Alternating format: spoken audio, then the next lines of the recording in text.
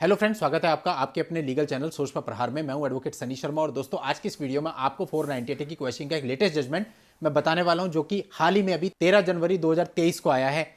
और इस जजमेंट में बताया गया है कि यदि वाइफ ने एक कंप्लेंट आपके ऊपर 498 की फाइल कर दी, मतलब पुलिस ने मामला दर्ज नहीं किया, उसने कंप्लेंट केस फाइल कर दिया, तो यहां पर इस कंप्लेंट केस की प्रोसीडिंग को कोर्ट ने क्वेश कर दिया एक बिंदु के आधार पर। बहुत ही इंपॉर्टेंट बिंदु है, इस बारे में आपको जानना बड़ा आवश्यक है। हो सकता है आपके मामले में भी ऐसा हो, तो आपको एक पॉइंट मिल जाएगा जिससे आप अपने मामले को क्वेश करा सकते हैं। तो दोस्तों बहुत इंपॉर्टेंट वीडियो है, आखिरी तक वीडियो में बने रहिएगा। अभी तक भी चैनल को सब्सक्राइब नहीं किया है तो चैनल को सब्सक्राइब करके नोटिफिकेशन बेल पर जरूर क्लिक कर लें, ताकि इस प्रकार के वीडियोज की जानकारी आपको निरंतर और सबसे पहले मिलती रहे। अब दोस्तों पहले हम इस मामले के फैक्ट्स को जान लेते हैं। दोनों पक्षकारों की शादी यहां पर 24 नवंबर 2014 को हुई थी।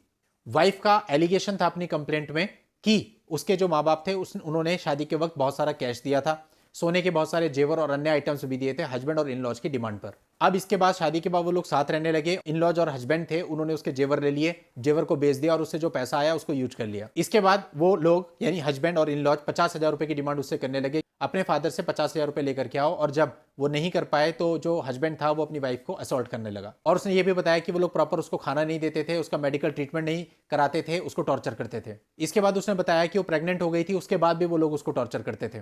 21/1/2016 को उसने एक फीमेल चाइल्ड को जन्म दिया। इसके बाद उन लोगों ने वाइफ से जो है बात करनी बंद कर दी और उससे 3 लाख रुपए की डिमांड करने लगे कि अपने पिता से 3 लाख रुपए लेके आओ, वरना इस बेटी की शादी कैसे होगी।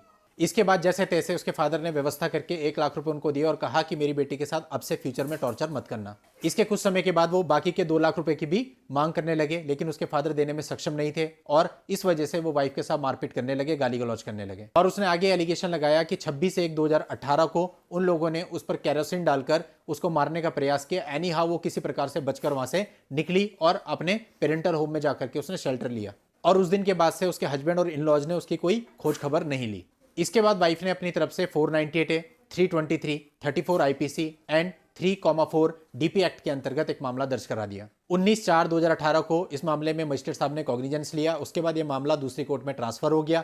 वहां पर वाइफ के बयान अंडर सेक्शन 200 CRPC में लिए गए और 202 CRPC की अनुपालना नहीं की गई। और जो मजिस्ट्रेट साहब थे उन्होंने एक्यूज पर्सन के खिलाफ समनिंग ऑर्डर कर दिया, यानी हस्बैंड और इन लॉज के खिलाफ समनिंग ऑर्डर कर दिया under section 498A, 323, 34 IPC and 3,4 DP act में।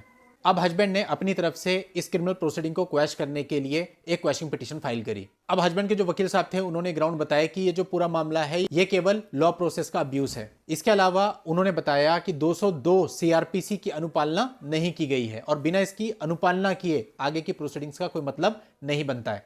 202 CRPC के अंतर्गत मजिस्ट्रेट साहब ने कोई इंक्वायरी भी कंडक्ट नहीं कराई है। इसके अलावा उन्होंने बताया कि जो हस्बैंड और इन लॉज हैं वो लोग झारखंड के रहने वाले हैं और जो कंप्लेंट फाइल हुई है, कंप्लेंट केस फाइल हुआ है, ये मिदनापुर डिस्ट्रिक्ट वेस्ट बंगाल में फाइल हुआ है। तो जो घटनाएं हैं वो सारी की सारी कहां की हैं? झारखंड की। तो जो इस घटना की इंक्वायरी है वो भी झारखंड पुलिस के द्वारा ही कराई जानी चाहिए थी। मजिस्ट्रेट साहब के जुरिसडिक्शन में झारखंड नहीं आता, इसलिए कंपलसरी था कि 202 CRPC के अंतर्गत जो मजिस्ट्रेट साहब थे वो इंक्वायरी कंडक्ट करवाते और वो इंक्वायरी कंडक्ट होने के बाद ही आगे उनको समनिंग ऑर्डर इशू करना चाहिए था।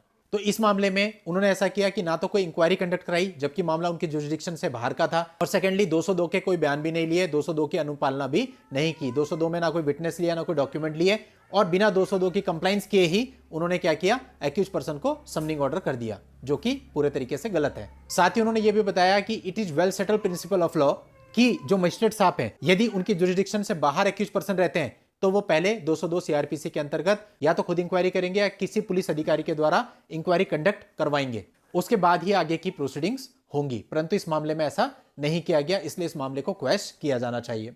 अब कोर्ट ने इस पूरे मामले को देखा और जो वकील साहब के आर्ग्यूमेंट्स थे उनसे कोर्ट कन्विंस हुई और कोर्ट ने इस मामले की जो प्रोसीडिंग थी उसको क्वैश कर दिया और जो मामला था वो वापस मजिस्ट्रेट साहब को भेज दिया कि इसे बिल्कुल फ्रेश तरीके से दोबारा से सही प्रोसेस में सुना जाए। तो कुल मिला के देखिए, ये आपके पॉइंट्स ढूंढने पर होता है कि जो आपको प्रेजेंट कर रहा है अगर उसने ऐसे पॉइंट निकाल लिए जिनके बेस पे क्वेश्चनिंग हो सकती है। अब ये हर मामले की परिस्थितियां अलग अलग हैं।